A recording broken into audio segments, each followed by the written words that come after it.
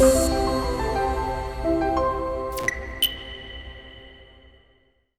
there and welcome along to the Work Life Show.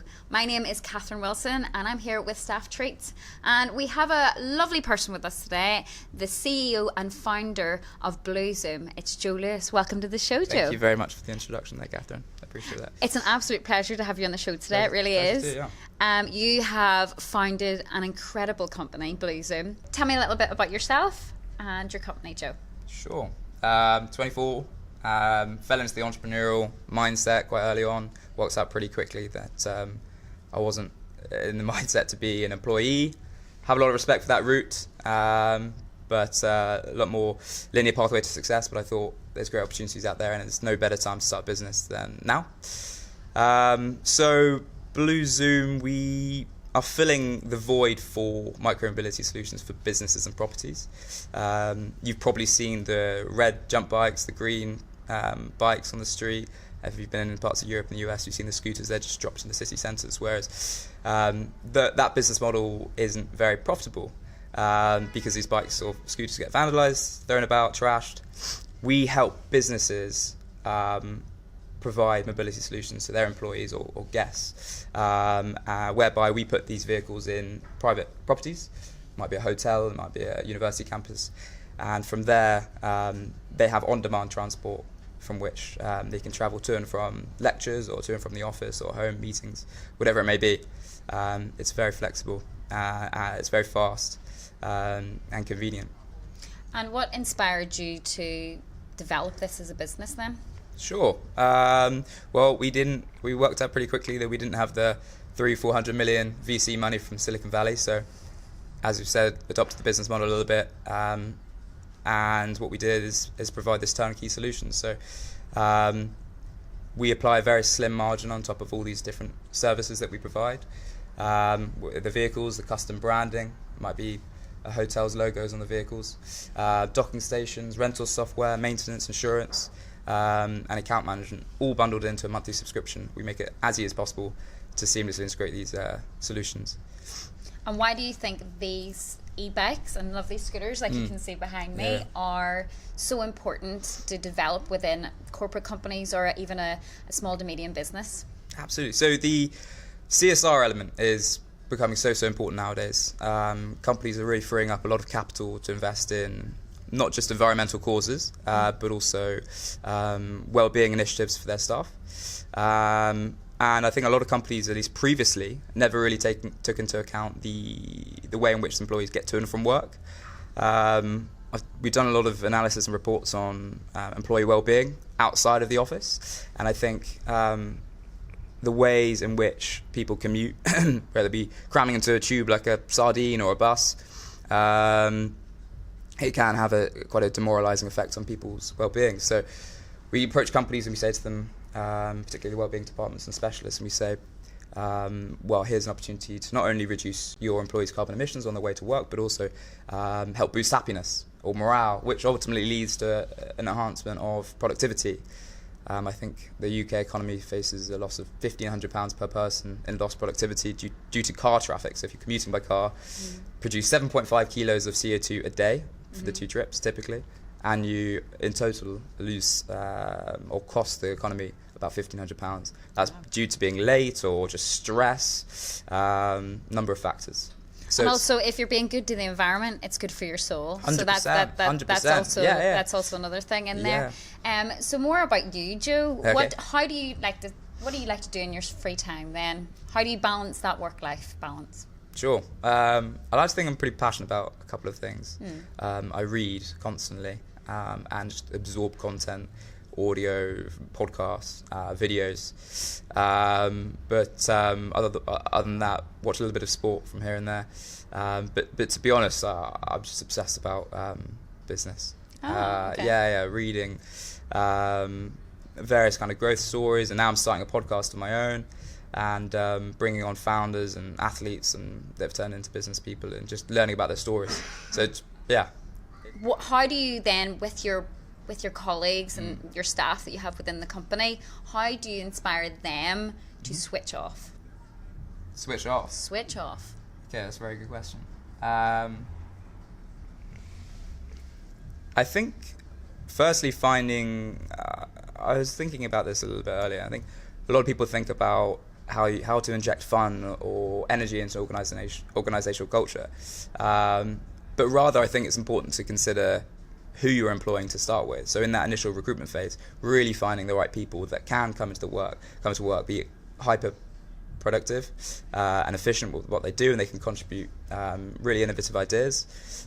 But at the same time, we would like to encourage employees to be able to switch off over the weekend. So I think I've learned from past career experiences that not bombarding your colleagues with messages over the weekend, demanding things which could otherwise be solved on the following Monday. That's one thing I've learned, and I've taken on board for Blue. And just providing that necessary infrastructure to help your staff. In the workplace itself, it may be a really attractive commission structure, equity stake, that really gets people excited. But then when it comes to switching off, at least we can encourage people to do activities outside of work. I've actually joined a five-a-side team with one of my business development staff members, and we play weekly, which is really, really nice. It's like a bonding exercise, completely out of the workplace. Yeah.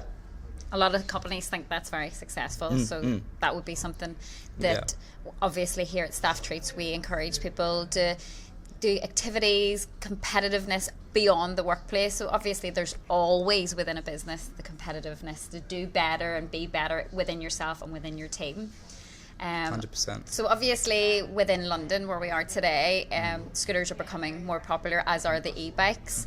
I know you mentioned earlier that there are quite a few places in Europe you'd like to get the scooters and e-bikes to. Where are you focusing on at the moment, and how are you planning to get into those places?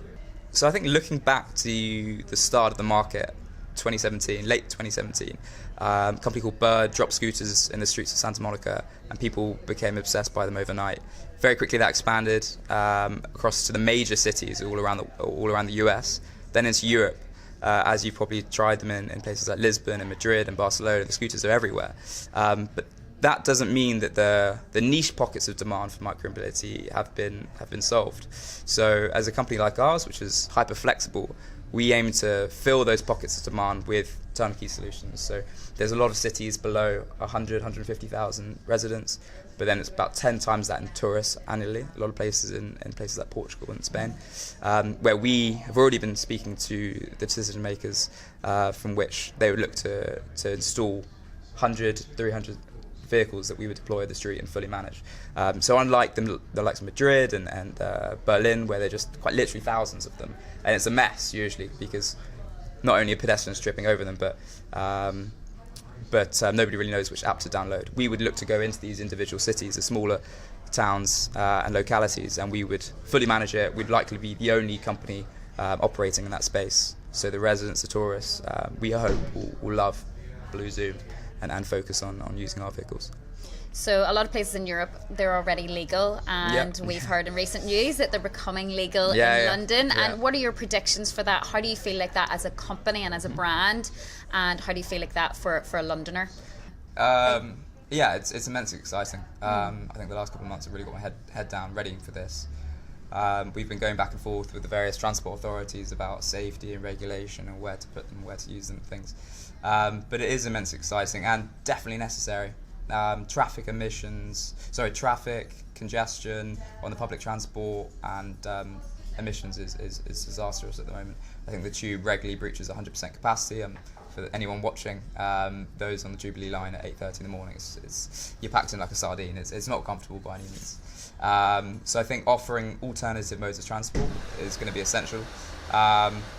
Both for kind of relieving the system itself, but also kind of for the personal happiness of commuters. And then at road level, traffic again has reached capacity. I think average speed at rush hour is around 5.5 miles an hour. Oxford Street has the worst nitrogen dioxide levels in the world.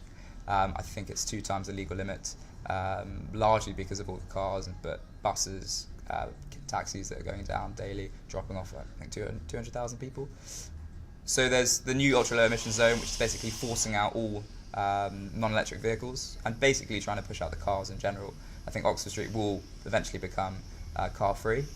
And I think that's necessary, and that's where we come in to really fill that demand.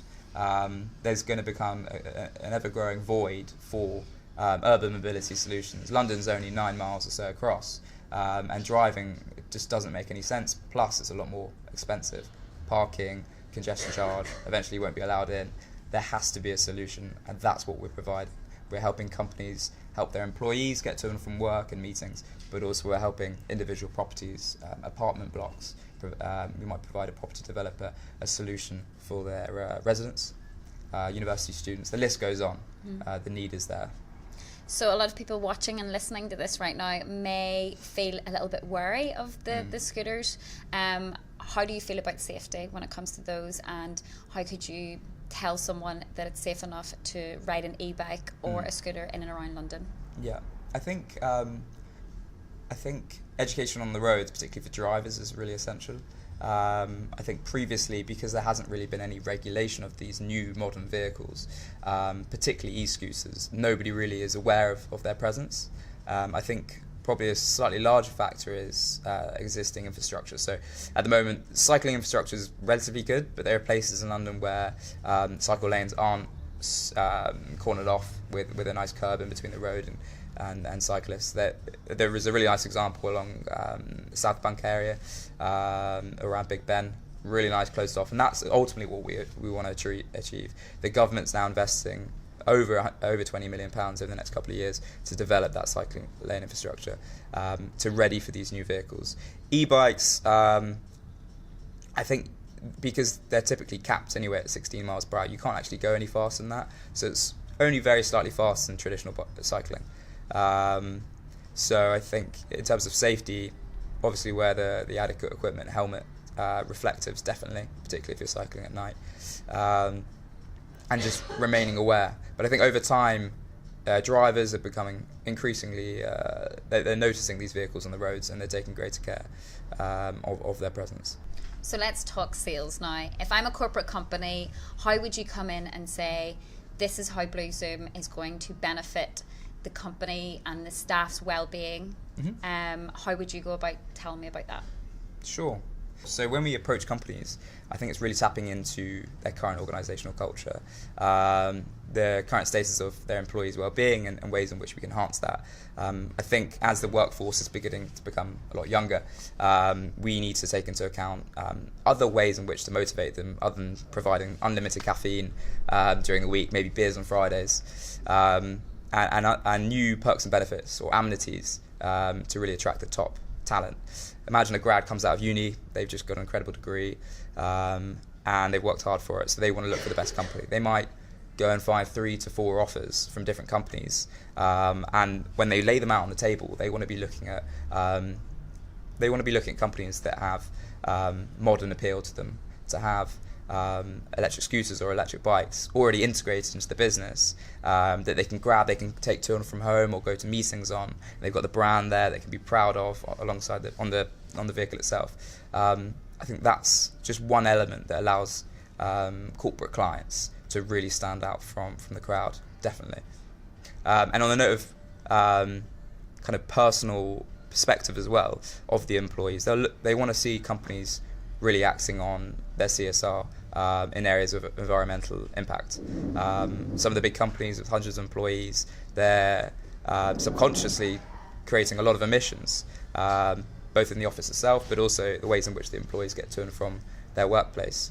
So to be able to offer an amenity to help staff ditch the tube, ditch the bus, and just jump on a scooter, where it's come from Clapham or Fulham or something, it's going to be a game changer. And obviously health and fitness is essential, and to have that electric boost from a bike instead is really going to open up the appeal to the masses of commuters that might not get on a traditional bike, but they would get on an electrically assisted bike, just because you have that extra boost.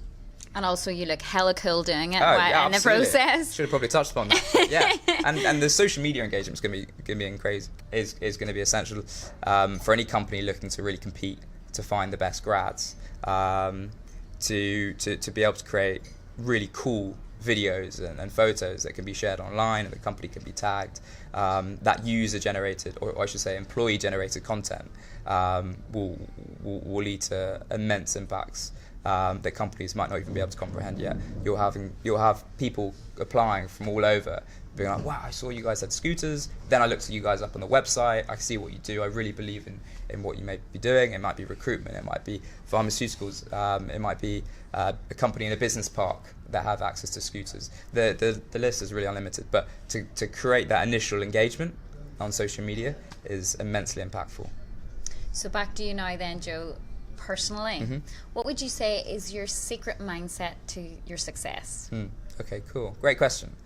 I think in life, something I ask myself every day is about fulfillment. I think ultimately for anyone looking to lead a happy life is to seek fulfillment. And that's not necessarily about how much money you can make. I mean, money's great, that's cool, but it's really about, my dad's always taught me, it's the impact you can have on other people, the positivity that you can apply to other people's lives. I have this thing that I've been doing, it's called Strike for Kindness on Mondays, inspired by a guy called Ben Fogel, who's also a lover of the outdoors. And he basically on Mondays does tasks for anyone else to help them in their day-to-day life. And it could be as menial as reaching out to them, and it could be a distant friend that you don't really speak to as much, and just writing a little nice message, just checking up on how they are, all the way through to taking your mum and dad on holiday or something like that. So that it can making them feel really, really special. So under the same umbrella of fulfillment, which ultimately helps you be successful in life, is the notion of being grateful for what you have already. And obviously you've got the normal ones where health, friends, family, that support infrastructure around you. But I think there's other things, little menial things that people forget that you might do for someone else, little things that will have a positive impact on your personal well-being. I've learned all the names of the staff members at TfL when you do the tappy tap device. Turnstiles. Yeah. And I wave at them, high five. Likewise with the receptionist in my office. As soon as a new one comes in, always learn the names and ask them a little bit about themselves, even if I'm a little bit late. I've never really told anyone that, but that's just something you have that personal relationship with that person, and when you see them, or even if it's just a one-off, at least you had the opportunity to make them feel good about themselves, pay them a compliment, or just smile at least, even if you're in a bit of a bad mood, I think. And it's those priceless feelings that costs you nothing to do, that you could be, just before you go to sleep, be thinking oh, well, that makes me feel good, and I'm grateful for doing that. And I think lastly, to be able to overcome any circumstances you might have in life, whatever they may be, I think is essential in order to really enjoy every aspect of what you do. Giving every task that you might set upon yourself 100% effort, never give up, never surrender. I think that's what my dad's taught. I think it's actually a quote from Star Trek, but we'll leave it there. It's a nice thought. Just be obsessed about learning and improvement. And I think over the next decade ahead, I'd love to be able to finish, not finish, but start an investment fund. By the age of 30, maybe I can open up a fund and invest in young entrepreneurs like myself who are really eager and passionate about what they do, and that they're filling a market opportunity. I think there are, for any entrepreneurs out there listening, there are so many market opportunities to fulfill needs and demands for all sorts of interesting requirements that people don't even think about. Ultimately, people want to improve speed of their life, convenience, looking for things which are more affordable. And I think in the variety of industries out there, there's plenty of opportunities for people to get involved with this. I completely agree. And thank you for that. And thank you so much for your time today, Joe. I've really enjoyed this interview. And thank you so much for watching at home. I've been Catherine Wilson. This is Staff Treats and the Work Life Show. Hopefully you'll like and subscribe, and I'll see you next time.